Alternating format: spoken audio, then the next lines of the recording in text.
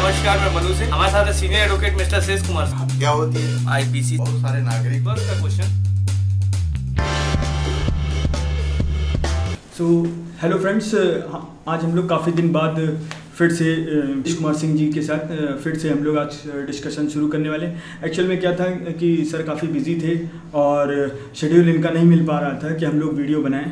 अब हम लोग फिर से शुरू कर रहे हैं और ये प्रॉपर वे में होगा। सारी चीज़ें आपके क्वेश्चन जो भी सारे पेंडिंग है वो भी लिए जाएंगे और अगर आपके कुछ क्वेश्चन नहीं हो पाए हैं मे भी हम लोग उसको आने वाले शेड्यूल में अगर नहीं ले पाते हैं तो प्लीज़ आप लोग उसको दोबारा से कमेंट में लिखें, हम लोग उसको दोबारा से सर से पूछेंगे।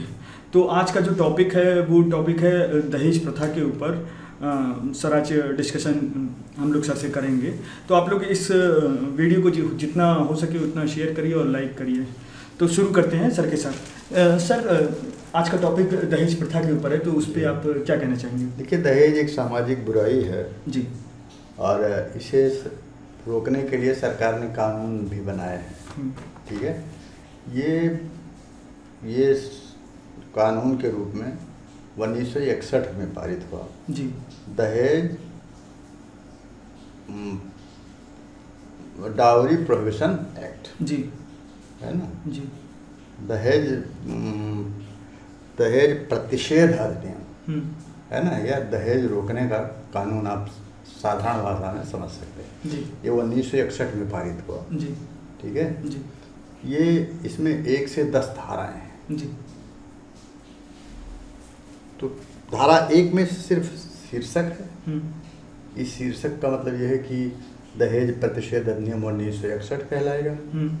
ठीक, और उसी धारा 1 में ही ये पूरे भारत में कश्मीर को छोड़कर, जम्मू कश्मीर को छोड़कर लागू होगा। अच्छा, पूरे भारत में लागू होगा। जी, अब धारा 2 में दहेज की परिभाषा, जी, कोई मूल्यवान वस्तु एक पक्ष से दूसरे पक्ष द्वारा दी जाती है प्रतिभूत की तरह समझ लीजिए, जी, तो वो दहेज कहलाएगी। ओके, ठीक है। अब वो चाहे पुरुष पक्ष हो, जी, वर पक्ष हो या वधू पक्ष दिया जाए, जी, स्वयं दें या उनके माता पिता दें, जी, या कोई अन्य व्यक्ति दे, जी, या कोई ऐसा करार करे तो वो दहेज में आएगा। जी, ठीक है। जबकि मुस्लिम पर्सनल लॉ इस पर लागू नहीं होगा। अच्छा, मुस्लिम पर्सनल लॉ आपको छोड़ रहे थे, छोड़ के मुसलमान मुस्लिम्स में जो मैरिज होती है उसमें करार होता मेहर के रूप में। जी, लेकिन वही प्रतिषेध है दहेज कानून में। अच्छा, ठीक है जी, ये होगी। तो धारा 3 में है कि कैसे इस पर कैसे सरकार कंट्रोल करेगी, इस पर कौन सा कानून बनाया गया जी, जो प्रभावी हुआ। जी, ठीक है, तो इसके लिए ये कानून बना दिया गया है धारा 3 में, दहेज प्रतिषेध अधिनियम डावरी प्रोहिबिशन एक्ट 1961। जी, ये इंग्लिश है और उसी का रूपांतरण हिंदी में।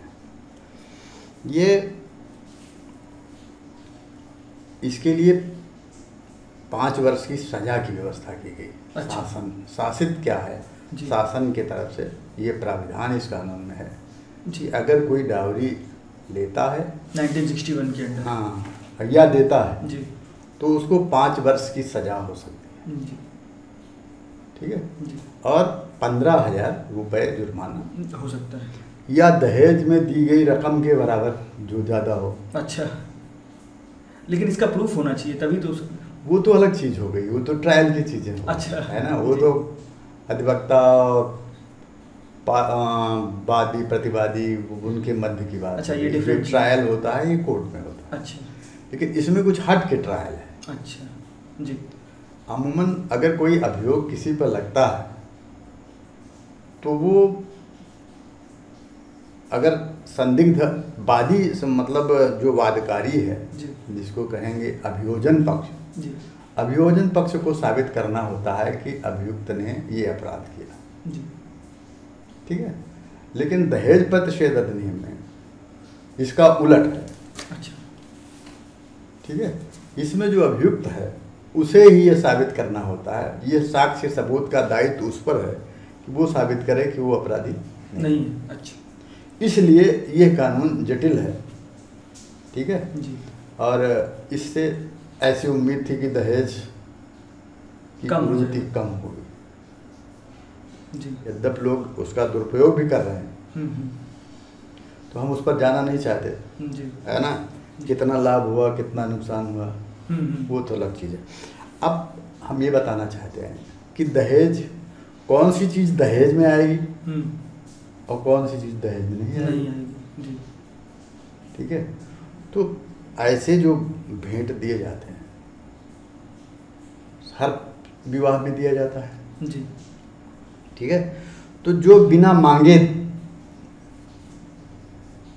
उपहार दिया जाएगा जी, चाहे वो वर पक्ष के द्वारा या वधू पक्ष के द्वारा या कोई अन्य व्यक्ति, माता पिता जो भी है ना। जी। अगर कोई मांगे बिना उपहार दिया जाता है जी, और वो उसकी हैसियत से ज़्यादा मूल्यवान नहीं है, उसके साथ शर्त है कोई हैसियत से ज़्यादा, आपकी जितनी हैसियत है उससे ज़्यादा अगर आप उपहार दे रहे हैं तो वो दहेज में आएगा। अच्छा, उससे दहेज कानून उस पर प्रभावी हो सकता है, ठीक है।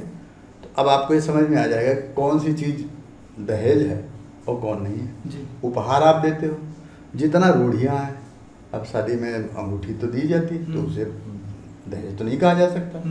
ये एक प्रथा चल दी आई है, वो दहेज में नहीं दी जाती जी। दहेज कानून तब प्रभावी हो जाता है जब बिना मांगे अगर कोई उपहार देता है तो वो दहेज नहीं होगा।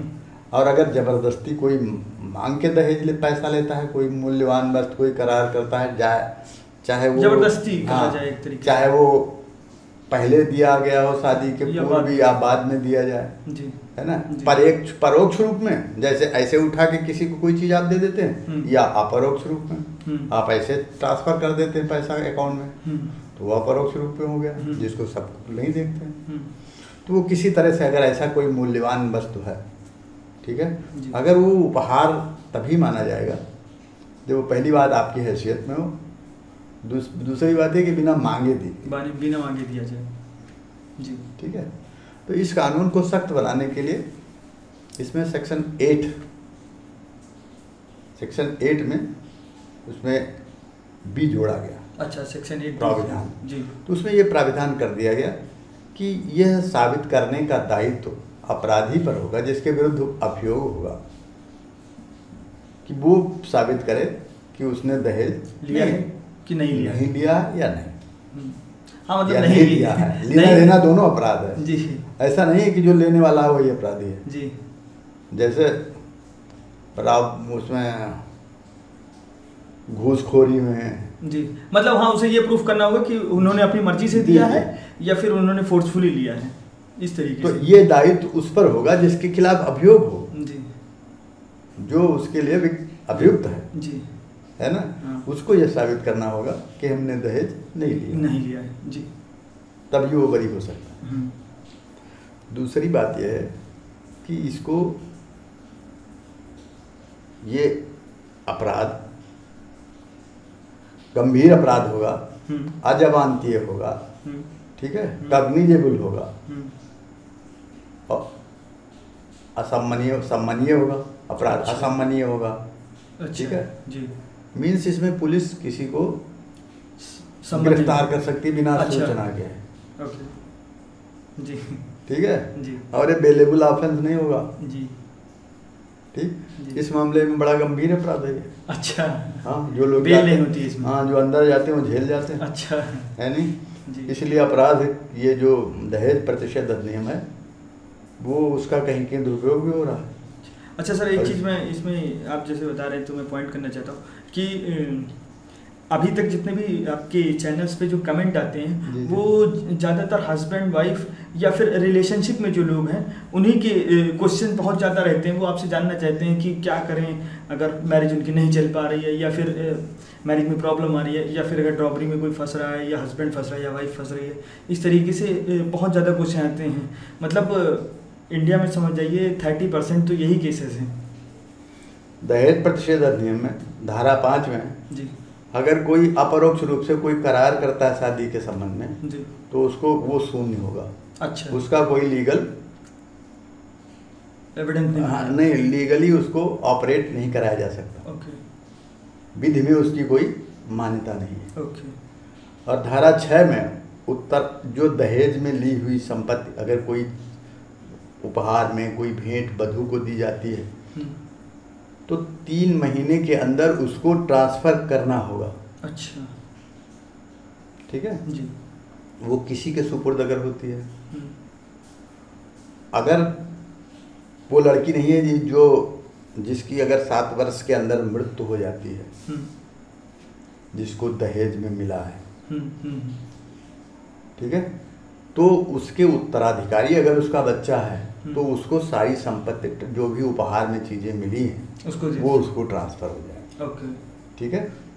और अगर ऐसा नहीं है जी, तो लड़की के माँ बाप को वो सारी संपत्ति वापस हो जाएगी जो उपहार में मिली हुई। ओके, ये उसका नियम है, लीगल हक है। अच्छा, ठीक है। अगर कोई ऐसा नहीं करता तो उसमें सजा का प्रावधान है। अच्छा, उसको लागू कराया जा सकता है। उसमें 6 महीने से 2 वर्ष तक की सजा हो सकती है। अच्छा, अगर 7 वर्ष के अंदर प्राकृतिक रूप से कोई महिला मर जाती है या बहू मर जाती है, ट्रेजेडी से, नेचुरल डेथ नहीं होती है, हाँ, नेचुरल डेथ नहीं होती है, तो सारी जो भी आपको गिफ्ट मिला है वो आपको रिटर्न करना पड़ेगा। जी। ऐसा व्यवहार में भी है।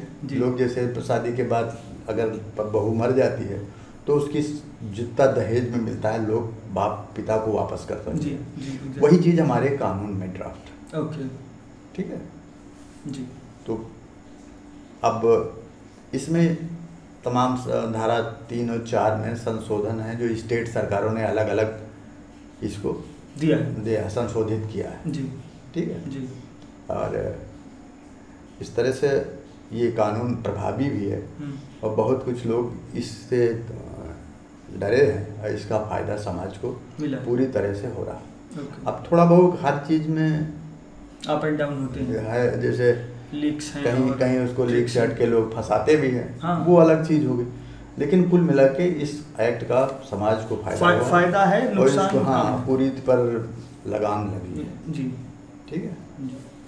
तो thank you sir, thank you. बस आज थोड़ा सा गर्मी है तो आप लोग देख सकते हैं कि पसीना भी हो रहा है काफ़ी। हम लोग अब कोशिश करेंगे कि रेगुलर बेसिस पे वीडियो आते रहें और आप लोगों को अवेयर करते रहें और आपके क्वेश्चन सबसे इम्पॉर्टेंट हैं कि उनके आंसर हम लोग दे पाएँ। अभी तक क्या होता था कि हम लोग क्वेश्चन बहुत ज़्यादा हो गए हैं और हम लोग दे नहीं पा रहे थे आंसर, क्योंकि सर का शेड्यूल नहीं मिल पा रहा था और मैं भी थोड़ा बिजी था। अभी तक हम जितने भी वीडियो बनाए वो मेरे ब्रदर ने बनाए थे, तो वो भी काफ़ी बिजी हो गए हैं अपने काम को लेके। तो हम लोग कोशिश कर रहे हैं कि टाइम निकालें और थोड़ा सा अवेयरनेस फैलाएं। सर को भी बहुत से लोग थैंक्स करते हैं, यहाँ पे भी जिस सिटी में हम लोग रहते हैं वहाँ पे लोग मिलते हैं और कहते हैं कि सर हम आपका वीडियो देखें और उससे हम लोगों ने एग्ज़ाम दिया है, बहुत लोगों को हेल्प मिली है।